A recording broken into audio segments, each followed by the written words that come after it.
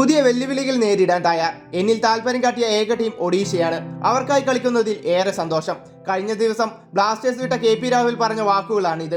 5 വർഷം കേരള ബ്ലാസ്റ്റേഴ്സിന്റെ poster boy ആയിരുന്ന രാഹുൽ ഒഡീഷ FCയുമായി 2 വർഷത്തെ കരാറിൽ ഒപ്പുവെച്ചു.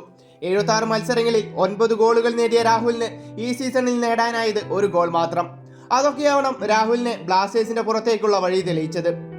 രാഹുൽ ക്ലബ്ബ് വിട്ടതിനേക്കാൾ കേരള ബ്ലാസ്റ്റേഴ്സിന്റെ മറ്റൊരു താരം ക്ലബ്ബ് വിട്ടത് അതിലേറെ നിർഭാഗ്യകരമായ മടക്കമാണ്. 2023-ൽ 2 വർഷ കരാറിലെത്തിയ Australian striker Joshua Sotirio Blasters വിട്ടു. ബ്ലാസ്റ്റേഴ്സ് ഏറെ പ്രതീക്ഷകളോടെയായിരുന്നു ജോഷുവയെ ടീമിലെത്തിച്ചത്.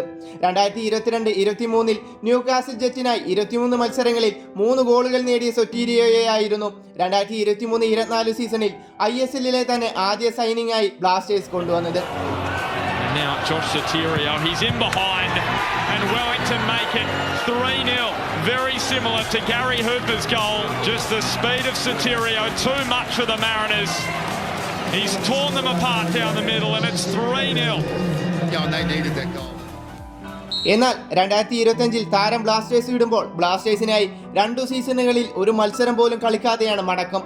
2023 മെയിൽ ടീമിലെത്തിയ താരം 2023 ജൂലൈ 19-ന് കേരള ബ്ലാസ്റ്റേഴ്സിന്റെ പരിശീലന സെഷനിൽ താരത്തിന്റെ വലതുകാലിന്റെ കണങ്കാലിന് പരിക്കേറ്റു. ആ പരിക്ക് താരത്തിന്റെ സീസൺ മുഴുവൻ നഷ്ടമാക്കി. എന്നാൽ താരത്തിനെ കൈവിടാൻ ബ്ലാസ്റ്റേഴ്സ് ഒരുക്കമായിരുന്നില്ല.